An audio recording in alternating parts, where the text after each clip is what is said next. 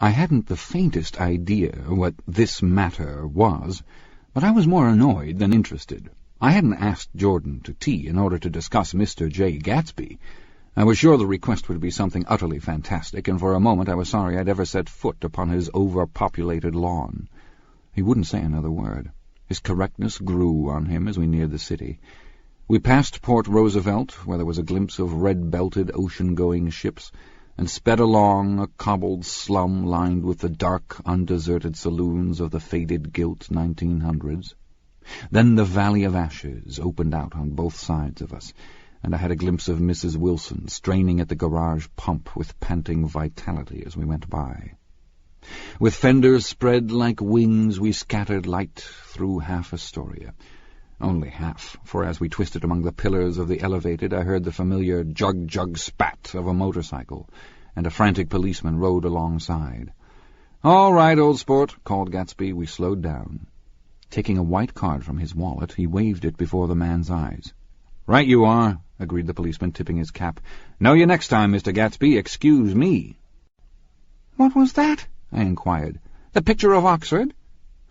I was able to do the commissioner a favour once, and he sends me a Christmas card every year. Over the great bridge, with the sunlight through the girders making a constant flicker upon the moving cars, and the city rising up across the river in white heaps and sugar lumps all built with a wish out of non-olfactory money. The city seen from the Queensborough Bridge is always the city seen for the first time, in its first wild promise of all the mystery and the beauty in the world. A dead man passed us in a hearse heaped with blooms, followed by 2 carriages with drawn blinds, and by more cheerful carriages for friends. The friends looked out at us with the tragic eyes and short upper lips of southeastern Europe, and I was glad that the sight of Gatsby's splendid car was included in their sombre holiday. As we crossed Blackwell's Island, a limousine passed us, driven by a white chauffeur, in which sat 3 modish Negroes, 2 bucks and a girl. I laughed aloud as the yolks of their eyeballs rolled toward us in haughty rivalry. Anything can happen now that we've slid over this bridge, I thought, anything at all. Even Gatsby could happen, without any particular wonder. Roaring noon. In a well-fanned 42nd Street cellar I met Gatsby for lunch. Blinking away the brightness of the street outside, my eyes picked him out obscurely in the anteroom talking to another man. "Mr. Carroway, this is my friend Mr. Wolfsheim." A small, flat-nosed Jew raised his large head and regarded me with 2 fine growths of hair which luxuriated in either nostril. After a moment I discovered his tiny eyes in the half-darkness. "So I took one look at him," said Mr. Wolfsheim, shaking my hand earnestly. "And what do you think I did?" "What?" I inquired politely. But evidently he was not addressing me, for he dropped my hand and covered Gatsby with his expressive nose. "I handed the money to Catspaw, and I said, 'All right, Catspaw, don't pay him a penny till he shuts his mouth.' He shut it then and there." Gatsby took an arm of each of us and moved forward into the restaurant, whereupon Mr. Wolfsheim swallowed a new sentence he was starting and lapsed into a somnambulatory abstraction. "Highballs?" asked the head waiter. "This is a nice restaurant here," said Mr. Wolfsheim, looking at the Presbyterian nymphs on the ceiling. "But I like across the street better." "Yes, highballs," agreed Gatsby, and then to Mr. Wolfsheim, "It's too hot over there." "Hot and small, yes," said Mr. Wolfsheim, "but full of memories." "What place is that?" I asked. "The old Metropole." "The old Metropole," brooded Mr. Wolfsheim gloomily. "Filled with faces dead and gone, filled with friends gone now forever. I can't forget so long as I live the night they shot Rosie Rosenthal there. It was 6 of us at the table, and Rosie had eaten and drunk a lot all evening.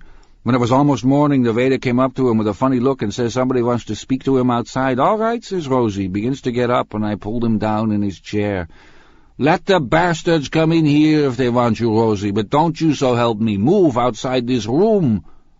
It was 4 o'clock in the morning then, and if we'd have raised the blinds, we'd have seen daylight." "Did he go?" I asked innocently. "Sure he went." Mr. Wolfsheim's nose flashed at me indignantly. "He turned around in the door and says, 'Don't let that waiter take away my coffee.' Then he went out on the sidewalk, and they shot him 3 times in his full belly and drove away." 4 of them were electrocuted, I said, remembering. 5 with Becker. His nostrils turned to me in an interested way. I understand you're looking for a business connection. The juxtaposition of these 2 remarks was startling. Gatsby answered for me. Oh, no, he exclaimed. This isn't the man. No? Mr. Wolfsheim seemed disappointed. This is just a friend. I told you we'd talk about that some other time. I beg your pardon, said Mr. Wolfsheim. I had a wrong man. A succulent hash arrived, and Mr. Wolfsheim, forgetting the more sentimental atmosphere of the old metropole, began to eat with ferocious delicacy. His eyes, meanwhile, roved very slowly all around the room. He completed the arc by turning to inspect the people directly behind. I think that, except for my presence, he would have taken one short glance beneath our own table. "Look here, old sport," said Gatsby, leaning toward me. "I'm afraid I made you a little angry this morning in the car." There was the smile again, but this time I held out against it. "I don't like mysteries," I answered, "and I don't understand why you won't come out frankly and tell me what you want. Why has it all got to come through Miss Baker?" "Oh, it's nothing underhand," he assured me. "Miss Baker's a great sportswoman, you know, and she'd never do anything that wasn't all right." Suddenly he looked at his watch, jumped up, and hurried from the room, leaving me with Mr. Wolfsheim at the table. "He has to telephone," said Mr. Wolfsheim, following him with his eyes. "Fine fellow, isn't he? Handsome to look at, and a perfect gentleman." "Yes." "He's an Oxford man." "Oh." "He went to Oxford College in England. You know Oxford College?" "I've heard of it." "It's one of the most famous colleges in the world." "Have you known Gatsby for a long time?" I inquired. "Several years," he answered in a gratified way. "I made the pleasure of his acquaintance just after the war, but I knew I had discovered a man of fine breeding after I talked with him an hour. I said to myself, there's the kind of man you'd like to take home and introduce to your mother and sister." He paused. "I see you're looking at my cuff buttons." I hadn't been looking at them, but I did now. They were composed of oddly familiar pieces of ivory. "Finest specimens of human molars," he informed me. "Well," I inspected them, "that's a very interesting idea." "Yeah." He flipped his sleeves up under his coat. "Yeah, Gatsby's very careful about women. He would never so much as look at a friend's wife." When the subject of this instinctive trust returned to the table and sat down, Mr. Wolfsheim drank his coffee with a jerk and got to his feet. "I have enjoyed my lunch," he said, "and I'm going to run off from you 2 young men before I outstay my welcome."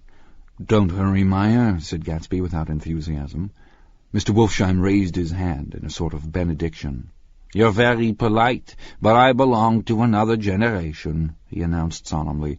"You sit here and discuss your sports and your young ladies and your—" He supplied an imaginary noun with another wave of his hand.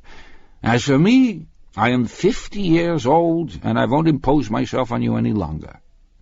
As he shook hands and turned away, his tragic nose was trembling. I wondered if I had said anything to offend him. "He becomes very sentimental sometimes," explained Gatsby. "This is one of his sentimental days. He's quite a character around New York, a denizen of Broadway." "Who is he, anyhow? An actor?" "No." "A dentist?" "Meyer Wolfsheim? No, he's a gambler." Gatsby hesitated, then added coolly, "He's the man who fixed the World Series back in 1919. "Fixed the World Series?" I repeated. The idea staggered me.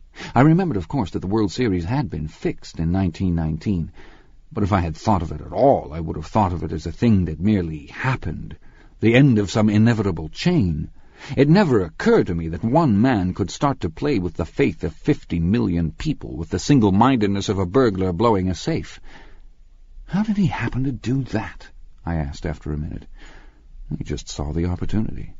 "Why isn't he in jail?" "They can't get him, old sport. He's a smart man."